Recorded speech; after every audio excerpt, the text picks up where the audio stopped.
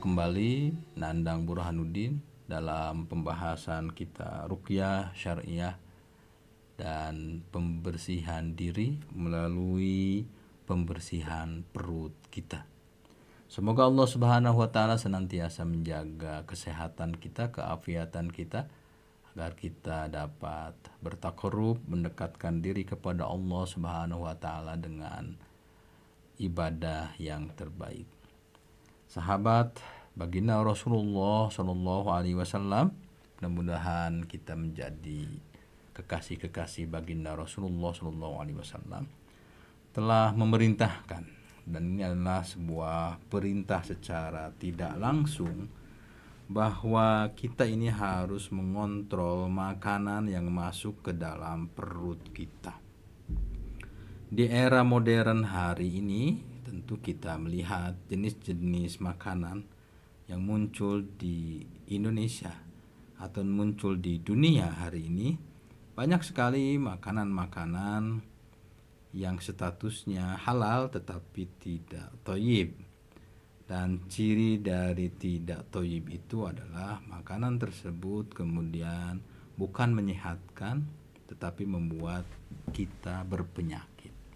Semakin sering dikonsumsi jenis makanan tersebut kemudian membuat diri kita yang awalnya sehat walafiat, atau karena pengaruh lingkungan atau pengaruh polusi kemudian tidak didukung dengan nutrisi yang terbaik, kita menjadi orang yang penyakitan.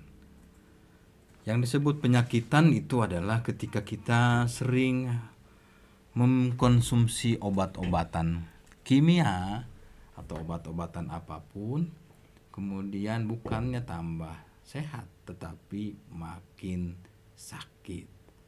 Kita sembuhkan minum obat perut untuk obat lambung, tapi malah muncul ginjal. Kita minum obat untuk ginjal, malah muncul penyakit-penyakit lainnya. Oleh karena itu, sahabat yang berbahagia, maka dalam konsep Islam diupayakan kita tidak tamak, tidak melihat makanan itu seperti orang yang tidak berjumpa dengan makanan tertentu puluhan tahun. Maka kita tidak tamak. Salah satu yang saya baca dari resep kesehatannya Tuan Dr. Mahathir Mohamad, mantan Perdana Menteri Malaysia, yang sekarang usianya sudah 100 tahun. Menurut beliau adalah ketika beliau tidak tamak mengkonsumsi makanan yang beliau sukai.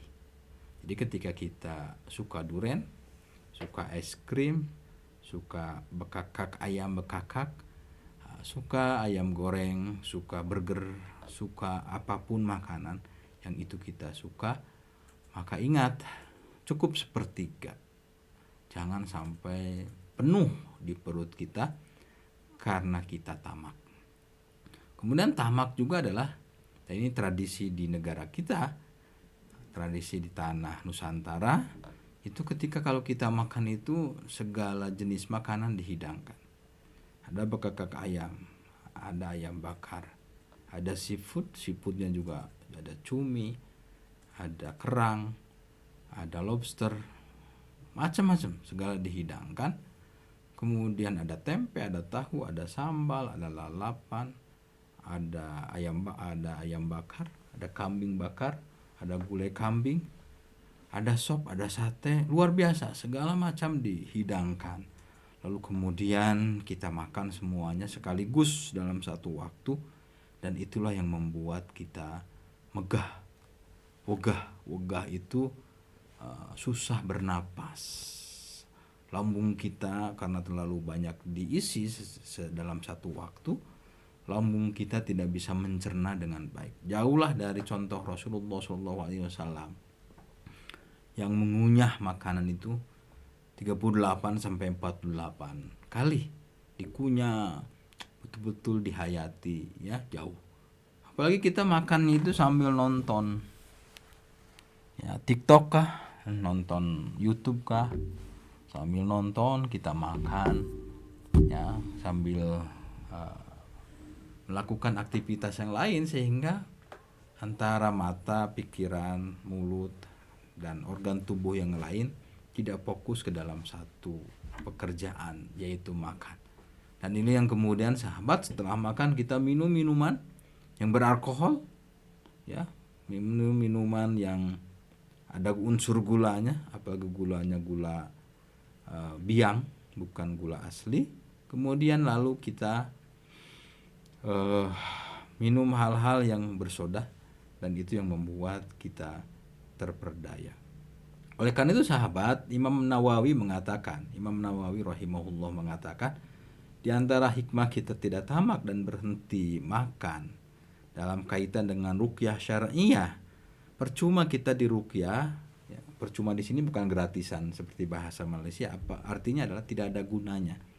Kita sering di ruqyah, tapi perut kita tidak kita kontrol, karena kata Imam Nawawi rahimahullah, ma'anna qillatal akli min mahasini akhlaqir rajuli.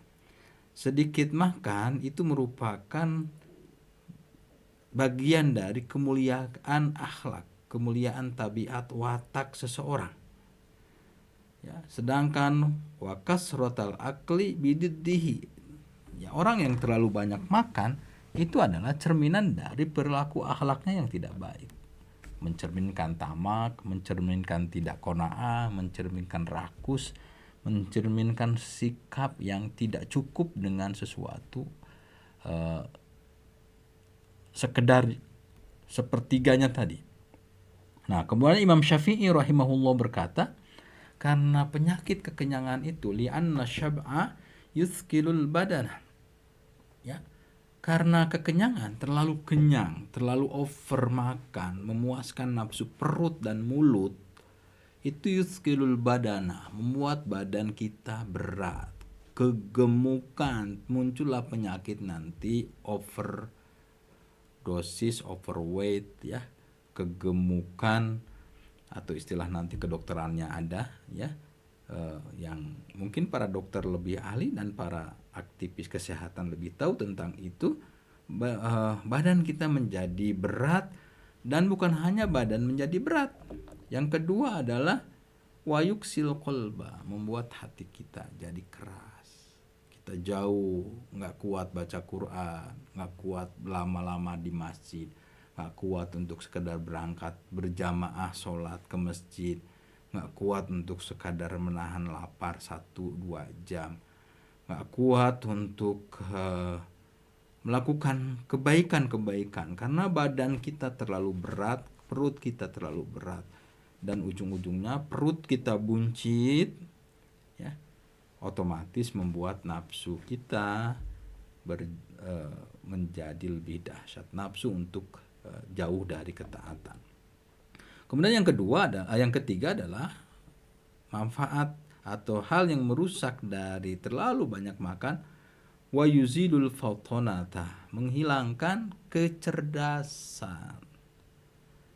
Kita kurang cerdas. Lihat hari ini dunia Islam itu kurang cerdas dalam menghadapi kenyataan, karena makan kambing berempat, 1 ekor kambing berempat, sampai nasi bertumpuk-tumpuk. Ingat, sampah di dunia Islam saja itu 24 ton setiap lebaran. Sampah, 1 kali lebaran saja kita membuat produksi sampah tidak ada gunanya itu sampai 24 ton. Dan ini mengurangi kecerdasan kita.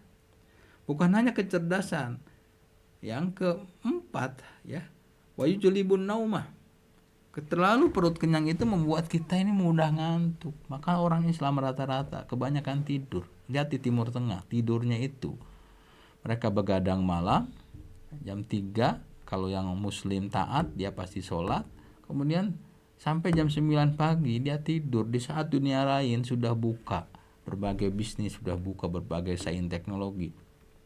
Orang Islamnya malah tertidur, dan ini yang membuat produktivitas muslim itu berkurang.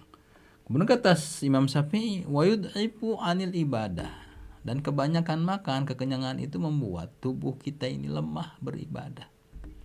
Lihatlah hari ini sahabat yang berbahagia, karena pola makan kita tidak sehat, padahal itu diperintahkan oleh agama kita, maka hari ini kita lihat pola kerja, pola produktivitas orang Islam, jam 10 itu sudah nyari sarapan.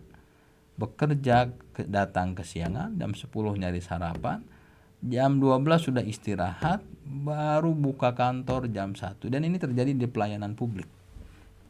Ini yang membuat kita tidak sehat. Karena itu manfaat dari kita menjaga pola makan, menjaga nutrisi adalah sebaliknya membuat badan kita energik. Bukan masalah gemuk, ada yang gemuk tapi energik, tapi sehat. Diatur pola makan itu membuat kita menjadi, hati kita mudah terenyuh, mudah terkoreksi, mudah termotivasi, mudah dikritik dengan sesuatu yang membuat kita mudah malu. Orang-orang hari ini karena hatinya keras, tidak punya rasa malu. Akibat apa? Terlalu perutnya ini dipenuhi dengan sesuatu yang tidak halal dan tidak thayyib. Kemudian kita tidak cerdas. Jadi orang yang sedikit makan, dia akan lebih cerdas. Kemudian dia akan kurang tidur. Kurang tidur di sini di siang hari jangan terlalu banyak tidur. Qailulah boleh, tapi jangan dihabiskan untuk tidur dan dimanfaatkan untuk beribadah. Terima kasih sahabat, demikian yang bisa saya sampaikan. Kita lanjutkan nanti untuk episode selanjutnya mengenai nutrisi sehat yang membuat kita bugar, segar, cerdas, taat ibadah, dan itu yang dicintai oleh baginda Rasulullah SAW. Assalamualaikum warahmatullahi wabarakatuh.